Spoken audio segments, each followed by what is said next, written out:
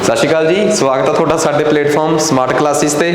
तां लो जी, असी जिवें तुहानूं वादा कीता सी कि असी 8 बजे वाली क्लास फिर तुहाडा स्वागत करते हैं। इस क्लास असी सब इंस्पैक्टर के क्वेश्चन पेपर्स जिहड़े आ वो सारे ते जिन्ने भी TCS की भर्ती वास्ते सवाल जरूरी है, TCS वास्ते वो सारे सवाल असी सॉल्व करांगे ते ये साबित करांगे कि TCS के सवालों च रट्टा सी, पर उस पद्धर ते नहीं सी जिस पद्धर ते प्रचारिया गया। 50 चों मसां 5-7 सवालों ते उस तो बाद साडी समझ जरूरी सी, सारे विषयां ते साडी जानकारी जरूरी सी। समा खराब नहीं करना। कहंदा paranda is a part of women dress up specially worn during the folk dancing and festivals. कि परांदा जिहड़ा औरतां गिद्धा पाउण लई जां जदों तैयार हुंदियां उदों वरतदियां है। ठीक है, ये किस दा हवाला दिंदा है? परांदा जिहड़ा है हुंदा की है बेसिकली झांजर, डोले च लपेटिया कपड़ा, कि एक गोल्ड नैकलेस, कि एक सिल्क का बंडल जिहा हुंदा जिन्हों गुच्छा जिहा बनिया हुंदा है। पता ही है परांदा की हुंदा यार, ये कहण दी लोड़ ही नहीं। सो इहदा राइट आंसर आ गया अपने कोल डी। ये तो मैनूं लगदा ही नहीं सीगा कि कोई बहुत तगड़ी राम कहानी इहदे च। ठीक है, टाइम पास ही सीगा। आ जाओ अगले सवाल ते। नैक्सट अगला सवाल अपने को आ गया, कहता इन्हां चों किहड़ा इंस्टीट्यूट शिमले च? बहुत इंपॉर्टेंट सवाल आ। देखो, ड्रग इंस्टीट्यूट लखनऊ आ, ठीक है, पटैटो इंस्टीट्यूट अपना वो हैगा है शिमले च, रिसर्च इंस्टीट्यूट जिहड़ा पटैटो वाला है। एवें भारत च कई रिसर्च इंस्टीट्यूट आ, ते मैं तुहानूं ये दसदा ये सारे रिसर्च इंस्टीट्यूट ना आइसर वाले चलाउंदे आ, Indian council for agriculture research. ICAR वाले बहुत इंस्टीट्यूट चलाउंदे आ। ठीक है, आइसर साडे देश की एक बहुत तगड़ी रिसर्च इंस्टीट्यूट आ, जिन्हों ਜਿਹੜੀ CSIR ਦੇ ਕੰਟਰੋਲ 'ਚ ਆ, central scientific industrial research CSIR। ठीक है, ये दोवें संस्थावां साडे देश च बहुत इंपॉर्टेंट ने, ये साइंटिफिक रिसर्च वास्ते, ये एग्रीकल्चर रिसर्च वास्ते। ठीक है, तुसीं मैनूं कमेंट करके दसो TCS टाइप का सवाल आ, मैं पुछया तुहाडे तो। एक होर मैं जानकारी दे दा, साडे इसे प्लेटफॉर्म ते एक होर फ्री सीरीज़ शुरू होने जा रही है। ठीक है, बिल्कुल फ्री YouTube के चैनल ते।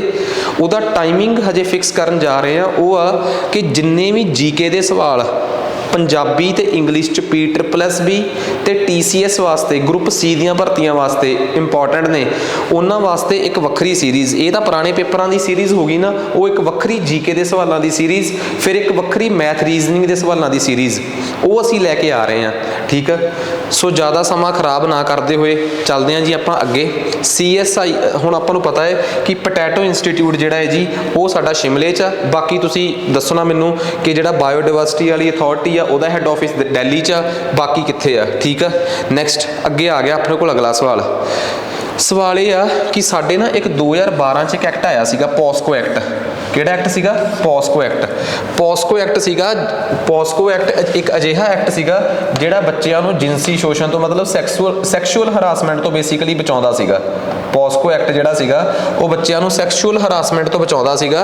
कहंदा जी वो बच्चिआं नूं सैक्शुअल हरासमेंट तो बचाउंदा है वो एक्ट। किस प्रकार की हरासमेंट उहदे च कवर नहीं हुंदी? सैक्शुअल हरासमेंट जिहड़ी पॉस्को एक्ट च कवर हुंदी है। बच्चिआं नूं जे तुसीं पोर्नोग्राफी दिखाउंदे हो वो कवर हुंदी है, जे तुसीं उहनां नूं सैक्शुअली हरास करदे हो ये भी कवर हुंदा है। ਉਹਦੇ 'ਚ सिर्फ बच्चों की ਜਿਹੜੀ ट्रैफिकिंग की जाती है ना, तस्करी की जाती है, वो कवर नहीं होंगी। क्योंकि ये तो तुहानूं भी पता है कि एक साडे देश च ह्यूमन ट्रैफिकिंग एक्ट वखरा है जिहड़ा तस्करी नूं कंट्रोल करता है। बच्चों की हरासमेंट वास्ते 2012 च एक बड़ा वधिया कानून बनिया सीगा। ठीक है, जिन्हों कहा गया सी पॉस्को एक्ट। जदों कोई भी किसी बच्चे दे नाल जिनसी शोषण करता है जां करन दी कोशिश करता है तो उन्होंने इस कानून के तहत उहदे ते कार्रवाई हुंदी है। मोस्ट इंपॉर्टेंट क्वेश्चन सीगा, वधिया सी, मैं दसदा। कहंदा जी किस गुरु साहब का संबंध एक दिलरुबा नाम के जंतर नाल आ जिसकी काढ़ उस गुरु साहबान दे वेले हुई है? दिलरुबा कहते आ कि एक जंतर सी ताउस जिन्हों श्री गुरु हरगोबिंद साहिब ने तैयार करवाया सीगा। तां वो बहुत म्यूजिक के शौकीन सीगे, गुरु जी बहुत म्यूजिक पसंद करते सीगे। फिर उसे नूं थोड़ा बहुता होर स्ट्रक्चर च थोड़ा बहुता चेंज करके 10वें गुरु साहबान ने दिलरुबा नाम का जंतर तैयार करवाया, म्यूजिक इंस्ट्रूमेंट। गुरु गोबिंद सिंह के नाल नाम जोड़िया जाता दिलरुबा का, ते ताउस का नाम जोड़िया जाता श्री गुरु हरगोबिंद साहिब नाल। पंजाब दे विच एक software technological park STPI software technological park Punjab दे विच कित्थे सैटअप होया है? पहला सैटअप होया है मोहाली च, ते अगला सैटअप होने जा रहा है अमृतसर च। भारत पंजाब का इकनॉमिक सर्वे पढ़िया करो। मैं पढ़ाऊँगा भी, बहुत कुछ लैके आ रहे हैं ਅਸੀਂ ਤੁਹਾਡੇ ਵਾਸਤੇ। ਸਾਡੇ ऐप ਤੇ ਸਾਡੇ ਪਲੇਟਫਾਰਮ ਬੜੇ ਜਿਹੜੇ ਵੀ ਸਾਡੇ ਪਲੇਟਫਾਰਮ ਆ, ਤੁਸੀਂ ਸਾਡੇ ਨਾਲ ਜੁੜ ਕੇ ਮਾਸਟਰ ਕਲਾਸਿਸ ਪਟਿਆਲਾ ਨਾਲ ਜੁੜੋ ਤਾਂ ਸਬ ਇੰਸਪੈਕਟਰ PPSC PCS ਦੀ ਤਿਆਰੀ ਪੰਜਾਬੀ ਇੰਗਲਿਸ਼ ਬਾਇਲੈਂਗੁਅਲ ਮੀਡੀਅਮ 'ਚ, ਕਾਂਸਟੇਬਲ ਦੀ ਤਿਆਰੀ ਵਾਸਤੇ ਸਮਾਰਟ ਕਲਾਸਿਸ ਪਟਿਆਲਾ ਦੀ ਐਪ ਡਾਊਨਲੋਡ ਕਰੋ। ਪੁਰਾਣੇ ਪੇਪਰ ਕਰਨੇ ਆ ਤਾਂ ਕੋਈ ਪੈਸਾ ਦੇ ਪੇ ਕਰਨ ਦੀ ਲੋੜ ਨਹੀਂ, ਕੋਈ ਐਪ ਬਾਏ ਕਰਨ ਦੀ ਲੋੜ ਨਹੀਂ, ਸਿੱਧਾ YouTube ਦੇ ਸਾਡਾ ਸਮਾਰਟ ਕਲਾਸਿਸ ਸੰਗਰੂਰ ਤੇ ਮਾਸਟਰ ਕਲਾਸਿਸ ਪਟਿਆਲਾ ਦੋਵੇਂ ਚੈਨਲ ਸਬਸਕ੍ਰਾਈਬ ਕਰ ਲਓ। ਵੱਖਰੇ ਵੱਖਰੇ ਚੈਨਲ ਤੇ ਵੱਖਰਾ ਵੱਖਰਾ ਕੰਟੈਂਟ ਅਸੀਂ ਲਗਾਤਾਰ ਸੀਰੀਜ਼ ਦੇ ਫਾਰਮੈਟ 'ਚ ਅਪਲੋਡ ਕਰਾਂਗੇ। ਠੀਕ ਹੈ ਜੀ, ਆ ਲਓ ਜੀ ਨੈਕਸਟ। ਕਹਿੰਦਾ ਪੰਚਾਇਤਾਂ ਦੇ ਵਿੱਚ ਜਿਹੜੀਆਂ ਲੇਡੀਜ਼ ਨੂੰ, ਕੁੜੀਆਂ ਨੂੰ 33% ਰਿਜ਼ਰਵੇਸ਼ਨ ਘੱਟੋ ਘੱਟ ਦੇਣ ਵਾਸਤੇ ਸੰਵਿਧਾਨ ਦੇ ਵਿੱਚ 73ਵੀਂ ਸੋਧ ਕੀਤੀ ਗਈ ਆ। ਉਹਦਾ ਮਕਸਦ ਕੀ ਸੀ? ਠੀਕ ਹੈ ਨਾ, ਤਾਂ ਕੀ ਸੀਗਾ ਕਿ ਉਹਦਾ ਮਕਸਦ ਇਹ ਸੀ ਕਿ ਔਰਤਾਂ ਦੀ ਜਿਹੜਾ ਨਾਰੀਵਾਦ ਆ ਉਹ, ਠੀਕ ਆ, ਉਹਨਾਂ ਦੀ ਲਿੰਗ ਅਨੁਪਾਤ ਨੂੰ ਸਮਾਨ ਕਰਨਾ, ਕਿ ਔਰਤਾਂ ਨੂੰ ਰਾਜਨੀਤਿਕ ਤੌਰ 'ਤੇ ਅਵੇਅਰ ਕਰਨਾ, ਜਾਗਰੂਕ ਕਰਨਾ, ਕਿ ਜਨਤਕ ਜੀਵਨ ਵਿੱਚ ਮਤਲਬ ਕਿ ਪਬਲਿਕ ਪਲੇਸ 'ਤੇ ਲੇਡੀਜ਼ ਦੀ ਇਨਵੋਲਵਮੈਂਟ ਨੂੰ ਵਧਾਉਣਾ। ਤਾਂ ਇਹ ਸਾਰੇ ਆਪਸ਼ਨ ਨੇੜੇ ਤੇੜੇ ਆ, ਪਰ ਅਸੀਂ ਔਰਤਾਂ ਨੂੰ 33% ਰਿਜ਼ਰਵੇਸ਼ਨ ਤਾਂ ਦਿੱਤੀ ਆ ਕਿ ਸਾਨੂੰ ਸਰਕਾਰੀ ਦਫ਼ਤਰਾਂ 'ਚ ਪਬਲਿਕ ਪਲੇਸ 'ਤੇ ਜਿੱਥੇ ਮਰਦ ਦਿਸਦੇ ਆ ਉੱਥੇ ਹੁਣ ਔਰਤਾਂ ਵੀ ਦਿਸਣ। ਇਹ ਪਿੱਤਰ ਸੱਤਾ ਦਾ ਕਿਤੇ ਨਾ ਕਿਤੇ ਤਰੀਕੇ ਨਾਲ ਅੰਤ ਹੋਵੇ। ਸੋ ਇਹ ਆ ਸਾਡੇ ਕੋਲ ਜਨਤਕ ਜੀਵਨ 'ਚ, ਪਬਲਿਕ ਪਲੇਸ ਦੇ ਵਿੱਚ, ਪਬਲਿਕ ਲਾਈਫ 'ਚ ਔਰਤਾਂ ਦੀ ਯਾਨੀ ਕਿ ਲੇਡੀਜ਼ ਦੀ ਪਾਰਟੀਸਪੇਸ਼ਨ ਨੂੰ ਵਧਾਉਣਾ, ਇਹ ਕਾਰਨ ਇਹਦਾ। ਨੈਕਸਟ ਅੱਗੇ ਕਹਿੰਦਾ ਜੀ ਹੇਠ ਲਿਖੀਆਂ ਚੋਂ ਕਿਹੜੀ ਕਿਤਾਬ ਆ ਜਿਹੜੀ ਪ੍ਰਣਬ ਮੁਖਰਜੀ ਨੇ ਲਿਖੀ? ਪ੍ਰਣਬ ਮੁਖਰਜੀ ਉਹ ਸ਼ਖਸ ਆ ਜਿਹੜੇ 1985 ਤੋਂ ਲੈ ਕੇ 1970 ਦੇ ਦਹਾਕੇ ਤੋਂ ਲੈ ਕੇ 2000 ਤਕਰੀਬਨ ਨਾ ਕਰਦੇ ਜੇ ਮੈਂ ਕਹਾਂ 12 ਤੱਕ ਕਾਂਗਰਸ ਦੇ ਬਹੁਤ ਖਾਸ ਪੋਲੀਟੀਕਲ ਲੀਡਰ ਰਹੇ। 2012 ਤੋਂ 17 ਤੱਕ ਫਿਰ ਉਹ ਦੇਸ਼ ਦੇ ਰਾਸ਼ਟਰਪਤੀ ਰਹੇ। ਉਹਨਾਂ ਨੇ ਇਸ ਦੇਸ਼ ਵਾਸਤੇ ਬੜੀਆਂ ਕਿਤਾਬਾਂ ਲਿਖੀਆਂ। ਇੰਦਰਾ ਗਾਂਧੀ ਵਾਸਤੇ ਦੇ ਸਮੇਂ ਨੂੰ ਦਿਖਾਉਂਦੀ ਉਹਨਾਂ ਦੀ ਕਿਤਾਬ, ਉਹਨਾਂ ਦੇ ਆਪਣੇ ਵਿਚਾਰਾਂ ਨੂੰ ਲੈ ਕੇ ਤੇ ਪ੍ਰਤੀਬਿੰਬ ਨੂੰ ਲੈ ਕੇ ਰਿਫਲੈਕਟ ਦਰਸਾਉਂਦੀ ਇੱਕ ਕਿਤਾਬ, ਤੇ 2004 ਤੋਂ ਲੈ ਕੇ 2014 ਤੱਕ ਕਾਂਗਰਸ ਦੀ ਜਿਹੜੀ ਉਹ ਆ ਗੱਠਜੋੜ ਦੀ ਸਿਆਸਤ ਆ ਉਹਨੂੰ ਦਰਸਾਉਂਦੀ ਹੋਈ ਕਿਤਾਬ ਜਿਹੜੀ ਆ, ਇਹ ਤਿੰਨੇ ਕਿਤਾਬਾਂ ਉਹਨਾਂ ਦੀਆਂ ਲਿਖੀਆਂ ਹੋਈਆਂ ਹੈ। ਪਰ ਆਹ ਕਿਤਾਬ ਆ ਜਿਹੜੀ ਕਨਫੈਸ਼ਨ ਆਫ ਸੈਕੂਲਰ ਫੰਡਾਮੈਂਟਲਿਸਟ, ਇਹ ਕਿਤਾਬ ਉਹਨਾਂ ਦੀ ਲਿਖੀ ਹੋਈ ਨਹੀਂ ਗੀ। ਇਹ ਕਿਤਾਬ ਮਣੀ ਸ਼ੰਕਰ ਅਈਅਰ, ਇੱਕ ਹੋਰ ਕਾਂਗਰਸੀ ਲੀਡਰ ਆ ਜੀ, ਉਹਨਾਂ ਦੀ ਲਿਖੀ ਹੋਈ ਕਿਤਾਬ ਆ। ਉੱਪਰਲੀ ਪਹਿਲੀ, ਤੀਜੀ ਤੇ ਚੌਥੀ ਕਿਤਾਬ ਜਿਹੜੀ ਆ ਉਹ ਪ੍ਰਣਬ ਮੁਖਰਜੀ ਦੀ ਵੱਖਰੇ ਵੱਖਰੇ ਦਹਾਕਿਆਂ ਨੂੰ ਜਾਂ ਵੱਖਰੇ ਵੱਖਰੇ ਸਮਿਆਂ ਨੂੰ ਦਰਸਾਉਂਦੀ ਹੋਈ ਕਿਤਾਬ ਆ।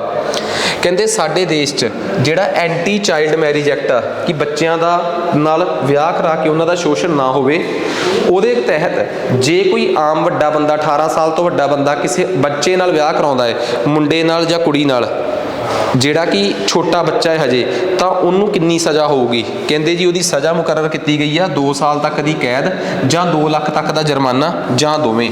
ਇਹ ਆ ਜੀ ਪਨਿਸ਼ਮੈਂਟ। ਪੇਪਰ 'ਚ ਆਇਆ ਹੋਇਆ ਸਵਾਲ ਆ, ਮੈਂ ਡਿਸਕਸ ਕਰਤਾ ਤੁਹਾਡੇ ਨਾਲ। ਅਗਲਾ ਸਵਾਲ ਕਹਿੰਦੇ WHO ਵਰਲਡ ਹੈਲਥ ਆਰਗੇਨਾਈਜੇਸ਼ਨ, ਜਿਹਦਾ ਕਿ ਹੈੱਡਕੁਆਟਰ ਜਨੇਵਾ 'ਚ ਤੇ 7 ਅਪ੍ਰੈਲ 1948 ਨੂੰ ਇਸ ਸੰਸਥਾ ਦੀ ਸਥਾਪਨਾ ਹੋਈ ਸੀ। 7 ਅਪ੍ਰੈਲ ਅਸੀਂ ਵਰਲਡ ਹੈਲਥ ਡੇ, ਵਿਸ਼ਵ ਸਵਸਥ ਸਿਹਤ ਦਿਵਸ ਮਨਾਉਂਦੇ ਆ। ਠੀਕ ਆ, ਕਮੈਂਟ ਕਰਕੇ ਦੱਸਣਾ ਹੈ ਕਿ ਇਹਦਾ ਜਿਹੜਾ ਮੁਖੀ ਆ ਉਹਨੂੰ ਕੀ ਕਹਿੰਦੇ ਆ? ਚੇਅਰਮੈਨ ਕਹਿੰਦੇ ਆ, ਮੈਨੇਜਿੰਗ ਡਾਇਰੈਕਟਰ ਕਹਿੰਦੇ ਆ, ਡਾਇਰੈਕਟਰ ਜਨਰਲ ਕਹਿੰਦੇ ਆ ਕਿ ਪ੍ਰੈਜ਼ੀਡੈਂਟ ਕਹਿੰਦੇ ਆ, ਕੀ ਕਹਿੰਦੇ ਆ? ਠੀਕ ਆ ਜੀ, ਕਮੈਂਟ ਕਰਕੇ ਤੁਸੀਂ ਦੱਸੋਗੇ। ਤੇ ਇਹ ਵੀ ਦੱਸ ਦਿਓ ਕਿ ਜੋ ਵੀ ਉਹਨੂੰ ਕਹਿੰਦੇ ਆ ਉਹਦਾ ਨਾਮ ਕੀ ਆ। ਠੀਕ ਆ, ਤੀਸਰਾ ਸਵਾਲ ਇਹ ਵੀ ਦੱਸ ਦਿਓ ਕਿ ਉਹ ਕਿਹੜੇ ਦੇਸ਼ ਨਾਲ ਸੰਬੰਧਿਤ ਆ। ਆਹ ਸਭ ਤੋਂ ਇੰਪੋਰਟੈਂਟ ਸਵਾਲ ਆ। ਮੈਨੂੰ ਇਸ ਸਵਾਲ ਤੇ ਜ਼ਿਆਦਾ ਸ਼ੱਕ ਪੈਂਦਾ ਕਿ ਇਹ ਸਵਾਲ ਪੇਪਰ 'ਚ ਆ ਸਕਦਾ ਹੈ ਕਿ WHO ਦੇ ਜਿਹੜੇ ਜੋ ਵੀ ਨੇ DG ਨੇ ਜਾਂ ਪ੍ਰਧਾਨ ਨੇ ਜਾਂ ਚੇਅਰਮੈਨ ਨੇ ਜਾਂ MD ਨੇ, ਉਹ ਕਿਸ ਦੇਸ਼ ਨਾਲ ਸੰਬੰਧਿਤ ਨੇ ਤੇ ਉਹ ਕੌਣ ਨੇ? ਕਮੈਂਟ ਕਰਕੇ ਦੱਸਣਾ ਤੁਸੀਂ। ਠੀਕ ਆ, ਐਪਰੀਸ਼ੀਏਟ ਅਸੀਂ ਕਰਾਂਗੇ। ਕਹਿੰਦਾ WHO ਨੇ ਇੱਕ ਬੜੀ ਤਗੜੀ ਮਾਹਰਾਂ ਦੀ ਮੀਟਿੰਗ ਬੁਲਾਈ ਸੀ। ਕਿਹੜੀਆਂ ਚੀਜ਼ਾਂ ਨੂੰ ਲੈ ਕੇ ਮੀਟਿੰਗ ਸੀ? ਕਿ ਜਿਹੜੀਆਂ ਅੱਜ ਕੱਲ੍ਹ ਜਾਨਵਰਾਂ ਤੋਂ ਬਿਮਾਰੀਆਂ ਲੋਕਾਂ ਤੱਕ ਫੈਲ ਰਹੀਆਂ ਹੈ, ਉਹਨਾਂ ਦਾ ਨਿਪਟਾਰਾ ਕਰਨ ਵਾਸਤੇ ਜਾਂ ਉਹਨਾਂ ਨੂੰ ਐਡਰੈਸ ਕਰਨ ਵਾਸਤੇ ਜਾਂ ਉਹਨਾਂ ਦਾ ਹੱਲ ਲੱਭਣ ਵਾਸਤੇ। ਦੂਜੀ ਕਿ ਜਿਹੜੀ ਅੱਜ ਕੱਲ੍ਹ ਸਾਡੇ ਦੁਨੀਆ 'ਚ ਆ ਜਿਹੜਾ ਸਿਹਤ ਢਾਂਚਾ ਹੈ ਉਹਨੂੰ ਠੀਕ ਕਰਨ ਵਾਸਤੇ। ਇਹਨਾਂ 'ਚੋਂ ਕਿਸ ਵਾਸਤੇ ਉੱਚ ਪੱਧਰੀ ਮੀਟਿੰਗ ਬੁਲਾਈ ਗਈ ਆ, ਹਾਈ ਲੈਵਲ ਮੀਟਿੰਗ ਬੁਲਾਈ ਗਈ ਆ? ਇਸ ਵਾਸਤੇ ਬੁਲਾਈ ਗਈ ਆ। ਸੋ ਉਹਦੇ ਹਿਸਾਬ ਨਾਲ ਆਨਸਰ ਬਣੂਗਾ ਜੀ 2। ਸਿਰਫ ਪਹਿਲੇ ਵਾਸਤੇ ਆ ਜਿਹੜੀਆਂ ਜਾਨਵਰਾਂ ਤੋਂ ਬਿਮਾਰੀਆਂ ਸਾਡੇ ਤੱਕ ਫੈਲਦੀਆਂ ਨਾ, ਜ਼ੂਨੋਟਿਕ ਡਿਜ਼ੀਜ਼ਿਜ਼, ਉਹਨਾਂ ਦੀ ਰੋਕਥਾਮ ਦਾ, ਉਹਨਾਂ ਦਾ ਹੱਲ ਕਿਵੇਂ ਲੱਭਿਆ ਜਾਵੇ, ਉਹਦੇ ਨਾਲ ਸੰਬੰਧਿਤ ਮੀਟਿੰਗ WHO ਨੇ ਬੁਲਾਈ ਸੀ। ਕਿੱਡਾ ਘੈਂਟ ਕਰੰਟ ਅਫੇਅਰ ਆ, ਫਸ ਜਾਣਾ ਸੀ ਤੁਸੀਂ ਜੇ ਨਹੀਂ ਚੰਗੀ ਤਰ੍ਹਾਂ ਪੜ੍ਹਦੇ। FIFA ਜਿਹੜੀ ਕਿ ਸੰਸਥਾ ਹੈ, ਠੀਕ ਹੈ ਨਾ, FIFA ਫੁੱਟਬਾਲ ਦੀ ਉਹ ਸੰਸਥਾ ਹੈ ਜਿਹੜੀ ਫੁੱਟਬਾਲ ਨੂੰ ਰੈਗੂਲੇਟ ਕਰਦੀ ਹੈ। ਠੀਕ ਹੈ, ਫੀਫਾ ਦਾ ਹੈੱਡਕੁਆਟਰ ਕਿਹੜੇ ਦੇਸ਼ 'ਚ ਆ ਤੇ ਕਿਹੜੇ ਸ਼ਹਿਰ 'ਚ ਆ? ਦੇਖੋ ਫੀਫਾ ਦਾ ਹੈੱਡਕੁਆਟਰ ਹੈ ਤਾਂ ਸਵਿਟਜ਼ਰਲੈਂਡ 'ਚ ਆ, ਪਰ ਉਹਨਾਂ ਸ਼ਹਿਰਾਂ 'ਚ ਨਹੀਂਗਾ ਜਿਹੜੇ ਸ਼ਹਿਰ ਤੁਸੀਂ ਆਮ ਕਰਕੇ ਸੁਣ ਜਾਂਦੇ ਹੋ। ਸਵਿਟਜ਼ਰਲੈਂਡ ਦੇ ਸ਼ਹਿਰ ਜਿਹੜੇ ਬਰਸਲਸ ਸੁਣਦੇ ਹੋ ਤੁਸੀਂ ਇੱਕ, ਠੀਕ ਆ, ਇੱਕ ਤੁਸੀਂ ਉਹਨਾਂ ਦਾ ਸ਼ਹਿਰ ਬੜਾ ਬਰਨ ਸੁਣਦੇ ਹੋ, ਜਨੇਵਾ ਸੁਣਦੇ ਹੋ। ਕਮੈਂਟ ਕਰਕੇ ਇਹ ਦੱਸਣਾ ਕਿ ਫੀਫਾ ਦਾ ਹੈੱਡਕੁਆਟਰ ਕਿਹੜੇ ਸ਼ਹਿਰ 'ਚ ਆ, ਠੀਕ ਆ। ਫੀਫਾ ਦੇ ਇਸ ਟਾਈਮ ਪ੍ਰੈਜ਼ੀਡੈਂਟ ਕੌਣ ਨੇ? ਫੀਫਾ ਦੇ ਇਸ ਟਾਈਮ ਪ੍ਰੈਜ਼ੀਡੈਂਟ ਕੌਣ ਨੇ? ਤੇ ਕਮੈਂਟ ਕਰਕੇ ਇਹ ਵੀ ਦੱਸਣਾ ਕਿ ਅਗਲਾ ਫੀਫਾ ਵਰਲਡ ਕੱਪ ਕਿਹੜੇ ਦੇਸ਼ 'ਚ ਹੋ ਰਿਹਾ। ਫੀਫਾ ਨੇ 2020 ਦਾ ਜਿਹੜਾ ਮੈਨਸ ਪਲੇਅਰ ਚੁਣਿਆ ਸੀਗਾ ਉਹ ਪੋਲੈਂਡ ਦੇ ਰੋਬਰਟ ਲੈਵਾਂਡਸਕੀ ਨੂੰ ਚੁਣਿਆ ਸੀਗਾ, ਠੀਕ ਆ। ਉੱਥੋਂ ਦੇ ਕੈਪਟਨ ਨੇ ਤੇ ਬਹੁਤ ਸ਼ਾਨਦਾਰ ਪਲੇਅਰ ਨੇ, ਠੀਕ ਆ। ਕਰੰਟ ਅਫੇਅਰ ਸੀਗਾ, ਇਹਦੇ 'ਚ ਕੋਈ ਖਾਸ ਨਹੀਂ। ਫੀਫਾ ਦਾ ਪ੍ਰੈਜ਼ੀਡੈਂਟ ਕੌਣ ਆ, ਫੀਫਾ ਦਾ ਹੈੱਡਕੁਆਟਰ ਕਿੱਥੇ ਆ, ਠੀਕ ਆ, ਤੇ ਫੀਫਾ ਦਾ ਅਗਲਾ ਵਰਲਡ ਕੱਪ ਕਿੱਥੇ ਹੋਣ ਜਾ ਰਿਹਾ। ਤਿੰਨੇ ਸਵਾਲ ਕਮੈਂਟ 'ਚ ਛੱਡਣੇ ਆ ਤੁਸੀਂ ਹੁਣ, ਤੇ ਵੱਧ ਤੋਂ ਵੱਧ ਵੀਡੀਓ ਨੂੰ ਅੱਗੇ ਪਹੁੰਚਾਓ, ਠੀਕ ਆ, ਤਾਂ ਜੋ ਜੇ ਅਸੀਂ ਐਫਰਟਸ ਕਰ ਰਹੇ ਆ ਤੇ ਸਾਨੂੰ ਪਤਾ ਲੱਗੇ ਕਿ ਸਾਡੇ ਐਫਰਟਸ ਐਪਰੀਸ਼ੀਏਟ ਹੋ ਰਹੇ ਆ। ਨੈਕਸਟ ਅੱਗੇ ਆ ਜਾਓ। ਕਹਿੰਦੇ ਜੀ ਸਾਡੀ ਜਿਹੜੀ air force sports control board ਆ, ਉਹਨਾਂ ਨੂੰ ਇਸ ਵਾਰ ਰਾਸ਼ਟਰੀ ਖੇਲ ਪ੍ਰੋਤਸਾਹਨ ਪੁਰਸਕਾਰ ਮਿਲਿਆ ਹੈ। ਕਿਉਂ ਮਿਲਿਆ ਹੈ? ਉਹਨਾਂ ਨੇ ਅਜਿਹਾ ਕੀ ਕੀਤਾ ਕਿ ਸਾਡੀ air force sports control board ਵਾਲੇ ਆ ਜਿਹੜੇ, ਉਹਨਾਂ ਨੂੰ ਇਸ ਵਾਰ ਖੇਲ ਰਤਨ ਪ੍ਰੋਤਸਾਹਨ ਪੁਰਸਕਾਰ ਪ੍ਰਾਪਤ ਹੋਇਆ ਹੈ। ਵਜ੍ਹਾ ਇਹ ਆ ਕਿ ਉਹਨਾਂ ਨੇ ਸਭ ਤੋਂ ਵੱਧ 에ਅਰ ਫੋਰਸ ਵਾਲਿਆਂ ਨੇ ਸਪੋਰਟਸਮੈਨਾਂ ਨੂੰ ਰੋਜ਼ਗਾਰ ਦਿੱਤਾ ਹੈ ਤੇ ਉਹਨਾਂ ਦੀ ਵੈਲਫੇਅਰ ਵਾਸਤੇ ਕੰਮ ਕੀਤੇ ਆ। ਸਪੋਰਟਸਮੈਨਸ਼ਿਪ ਨੂੰ ਜਗਾਉਣ ਦਾ ਸਭ ਤੋਂ ਵਧੀਆ ਤਰੀਕਾ ਹੈ ਕਿ ਸਪੋਰਟਸਮੈਨ ਨੂੰ ਰੋਜ਼ਗਾਰ ਦੇ ਦਿਓ, ਸਪੋਰਟਸਮੈਨ ਬਣਨੇ ਆਪਣੇ ਆਪ ਸ਼ੁਰੂ ਹੋ ਜਾਣਗੇ, ਠੀਕ ਆ ਨਾ। ਸੋ ਇਹ ਕਰੰਟ ਅਫੇਅਰ ਸੀ।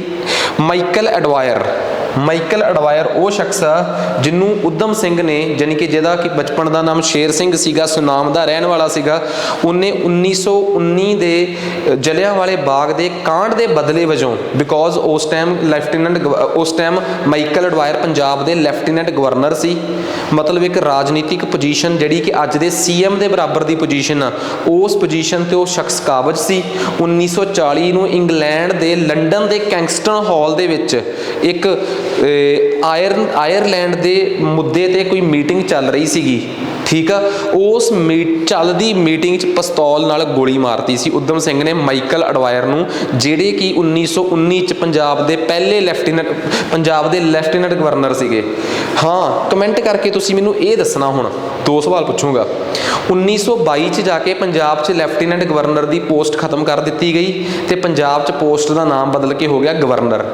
ਕਮੈਂਟ ਕਰਕੇ ਇਹ ਦੱਸਣਾ ਤੁਸੀਂ ਹੁਣ ਕਿ ਪੰਜਾਬ ਦਾ ਪਹਿਲਾ ਗਵਰਨਰ ਕੌਣ ਸੀ। ਤੇ 1947 'ਚ ਜਦੋਂ ਅੰਗਰੇਜ਼ ਪੰਜਾਬ ਨੂੰ ਛੱਡ ਕੇ ਗਏ ਤੇ ਪੰਜਾਬ ਦਾ ਲਾਸਟ ਅੰਗਰੇਜ਼ ਗਵਰਨਰ ਕੌਣ ਸੀ। ਇਹ ਕਮੈਂਟ ਕਰਕੇ ਤੁਸੀਂ ਮੈਨੂੰ ਦੱਸੋਗੇ ਹੁਣ ਕਿ ਪੰਜਾਬ ਦਾ ਪਹਿਲਾ ਗਵਰਨਰ ਕੌਣ ਸੀ 1922 'ਚ, ਤੇ ਪੰਜਾਬ ਦਾ ਲਾਸਟ ਗਵਰਨਰ 1947 'ਚ ਅੰਗਰੇਜ਼ਾਂ ਦੇ ਵੇਲੇ ਕੌਣ ਸੀ, ਕਿਉਂਕਿ ਉਸ ਤੋਂ ਬਾਅਦ ਤਾਂ ਫਿਰ ਚੰਦੂ ਲਾਲ ਤ੍ਰਿਵੇਦੀ ਜੀ ਆ ਗਏ ਸੀ ਨਾ।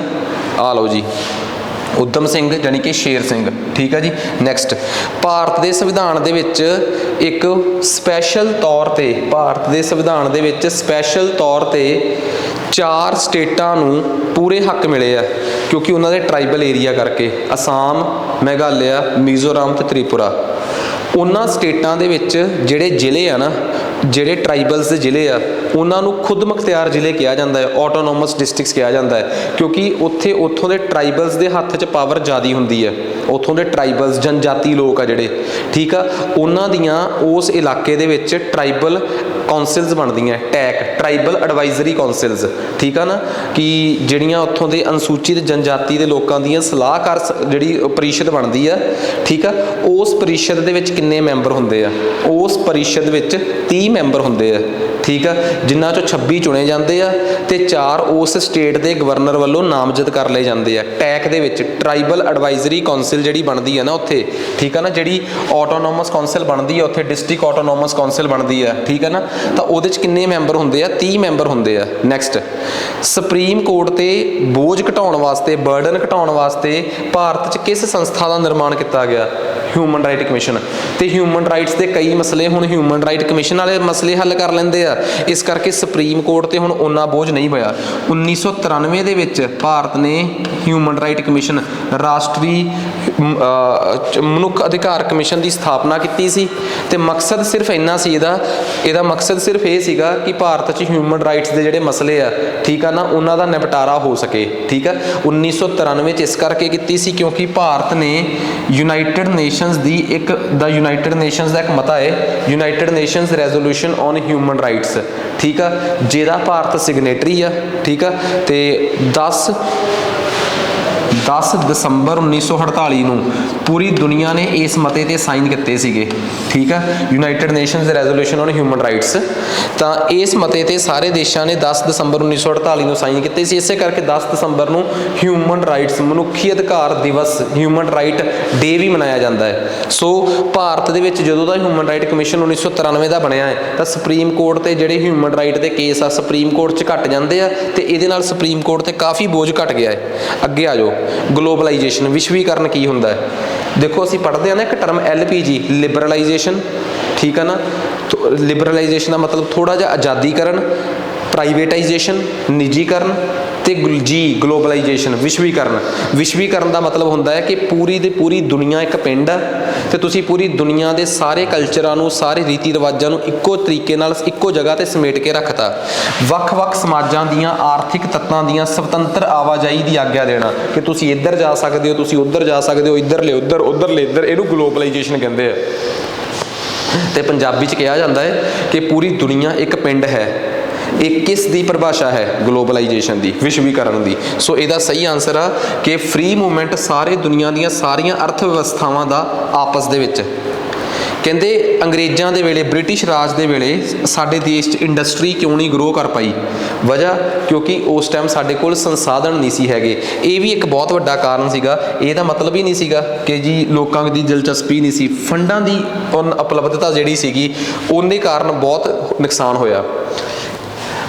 ਮੁਸਲਿਮ ਲੀਗ 1946 ਤੋਂ ਬਾਅਦ ਸਾਡੇ ਦੇਸ਼ 'ਚ ਵੱਖਰਾ ਪਾਕਿਸਤਾਨ ਚਾਹੁੰਦੀ ਸੀ। ਭਾਰਤ ਦੀ ਕਾਂਗਰਸ ਪਾਰਟੀ ਜਿਹੜੀ ਆਜ਼ਾਦੀ ਤੋਂ ਪਹਿਲਾਂ ਸੀ ਉਹ ਪਾਕਿਸਤਾਨ ਬਣਨ ਨਹੀਂ ਸੀ ਦੇਣਾ ਚਾਹੁੰਦੀ। ਫਿਰ ਇਸੇ ਕਰਕੇ ਮੁਸਲਿਮ ਲੀਗ ਵਾਲਿਆਂ ਨੇ 16 ਅਗਸਤ 1946 ਨੂੰ ਜੰਗ ਛੇੜਤੀ ਕਲਕੱਤੇ 'ਚ ਤੇ ਦੰਗੇ ਕਰਵਾਤੇ। ਉਸ ਦਿਨ ਉਹਨਾਂ ਨੇ ਆਦੇਸ਼ ਦਿੱਤਾ ਸਾਰਿਆਂ ਨੂੰ ਡਾਇਰੈਕਟ ਐਕਸ਼ਨ ਡੇ ਕਿ ਸਿੱਧਾ ਹਮਲਾ ਕਰੋ। ਤਾਂ ਡਾਇਰੈਕਟ ਐਕਸ਼ਨ ਡੇ ਜਿਹੜਾ ਸੀਗਾ ਉਹ ਮੁਸਲਿਮ ਲੀਗ ਨੇ 16 ਅਗਸਤ 1946 ਨੂੰ ਬੰਗਾਲ 'ਚ ਸ਼ੁਰੂ ਕੀਤਾ ਸੀ ਤੇ ਇਸ ਦਿਨ ਭਾਰਤ 'ਚ ਦੰਗੇ ਹੋਏ ਸੀ। ਇਸ ਤੋਂ ਬਾਅਦ ਅੰਗਰੇਜ਼ਾਂ ਦੇ ਦਿਮਾਗ 'ਚ ਆਇਆ ਕਿ ਕਿਉਂ ਨਾ ਦੋ ਦੇਸ਼ ਬਣਾ ਦਈਏ, ਜੇ ਇੱਕ ਦੇਸ਼ ਬਣਿਆ ਤਾਂ ਬੜਾ ਕਤਲੇਆਮ ਹੋਊਗਾ। ਡਾਇਰੈਕਟ ਐਕਸ਼ਨ ਡੇ ਮੁਸਲਿਮ ਲੀਗ ਨੇ 1946 ਦੀ 16 ਅਗਸਤ ਨੂੰ ਸ਼ੁਰੂ ਕੀਤਾ ਸੀ ਬੰਗਾਲ ਦੇ ਵਿੱਚ। ਕਹਿੰਦਾ 2021 ਦੇ ਅਪ੍ਰੈਲ 'ਚ ਸੈਬੀ ਨੇ 25 ਕਰੋੜ ਰੁਪਏ ਦਾ ਫਾਈਨ ਪਾਇਆ ਹੈ ਇੱਕ 20 ਸਾਲ ਪੁਰਾਣੇ ਕੇਸ 'ਚ। ਕਿਹੜੀ ਕੰਪਨੀ ਨੂੰ?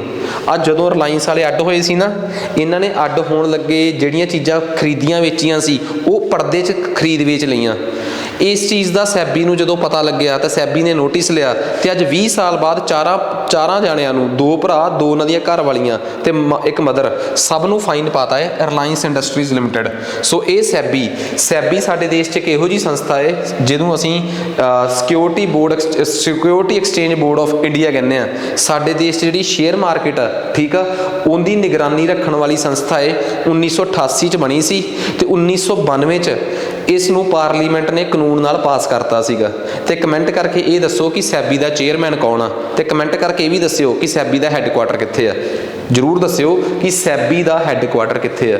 ਠੀਕ ਹੈ ਜੀ, ਲਖਨਊ 'ਚ ਆ, ਬੰਬੇ 'ਚ ਆ, ਹੈਦਰਾਬਾਦ ਆ, ਕਿ ਇਹਨਾਂ ਵਿੱਚੋਂ ਕੋਈ ਵੀ ਨਹੀਂ। ਠੀਕ ਆ, 4 ਆਪਸ਼ਨਸ ਤੁਹਾਡੇ ਸਾਹਮਣੇ ਰੱਖਤੀਆਂ, ਕਨਫਿਊਜ਼ਿੰਗ ਜਿਹੀ ਆਪਸ਼ਨ ਪਾਈਆਂ ਮੈਂ ਤੁਹਾਨੂੰ।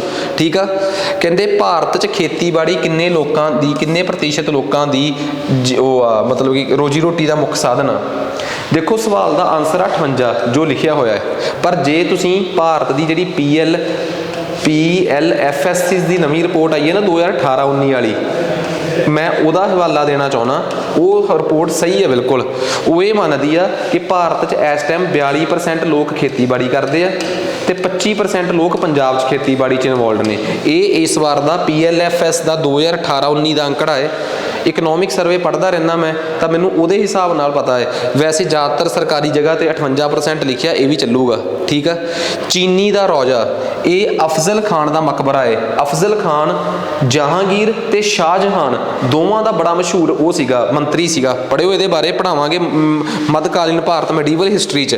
ਕਹਿੰਦੇ ਜੀ ਉਹਦਾ ਮਕਬਰਾ ਕਿੱਥੇ ਆ? ਆਗਰੇ 'ਚ ਉਹਦਾ ਮਕਬਰਾ ਜੀ। ਠੀਕ ਆ, ਇਹ ਬੜੇ ਮਹਾਨ ਮੰਤਰੀਆਂ ਦੇ ਵਿੱਚੋਂ ਸੀਗਾ। ਭਾਰਤ ਦੇ ਇੱਕ ਬਹੁਤ ਮਸ਼ਹੂਰ ਲੀਡਰ ਸੀ ਜਿਹੜੇ 1893 ਦੇ ਵਿੱਚ ਸਾਊਥ ਅਫਰੀਕਾ ਗਏ ਸੀ ਆਪਣੀ ਪੜ੍ਹਾਈ ਪੂਰੀ ਕਰਕੇ ਉੱਥੇ ਕੰਮਕਾਰ ਕਰਨ। 1915 ਦੀ 9 ਜੂਨ ਨੂੰ ਉੱਥੋਂ ਵਾਪਸ ਆਏ ਸੀਗੇ ਮਹਾਤਮਾ ਗਾਂਧੀ। ਉੱਥੇ ਉਹਨਾਂ ਨੇ ਭਾਰਤੀਆਂ ਨੂੰ ਇਕਜੁੱਟ ਕਰਕੇ ਆਜ਼ਾਦੀ ਦੀ ਲੜਾਈ ਜਿਹੜੀ ਮਹਾਤਮਾ ਗਾਂਧੀ ਨੇ ਇੰਡੀਆ 'ਚ ਆ ਕੇ ਲੜੀ ਹੈ ਨਾ, ਉਹਦੀ ਕਿਤੇ ਨਾ ਕਿਤੇ ਸ਼ੁਰੂਆਤ ਮਹਾਤਮਾ ਗਾਂਧੀ ਨੇ ਸਾਊਥ ਅਫਰੀਕਾ 'ਚ ਹੀ ਕਰਤੀ ਸੀ। ਅਤੇ ਜਿਸ ਸ਼ਹਿਰ 'ਚੋਂ ਸਭ ਤੋਂ ਪਹਿਲਾਂ ਗਏ ਸੀ ਨੈਟਲ, ਉੱਥੋਂ ਸ਼ੁਰੂਆਤ ਹੋਈ ਸੀ। ਉੱਥੇ ਉਹਨਾਂ ਨੇ ਇੰਡੀਅਨ ਨੈਟਲ, ਨੈਸ਼ਨਲ ਨਹੀਂ, ਇੰਡੀਅਨ ਨੈਟਲ ਕਾਂਗਰਸ ਦੀ ਸਥਾਪਨਾ ਕੀਤੀ ਸੀਗੀ 1994 'ਚ ਦੱਖਣੀ ਅਫਰੀਕਾ ਦੇ ਸ਼ਹਿਰ ਨੈਟਲ ਤੋਂ। ਸੋ ਇਹ ਮਹਾਤਮਾ ਗਾਂਧੀ ਬਾਰੇ ਉਹ ਸਮਾਂ ਹੈ ਜਦੋਂ ਮਹਾਤਮਾ ਗਾਂਧੀ ਉੱਥੇ ਸੀ ਸਾਊਥ ਅਫਰੀਕਾ।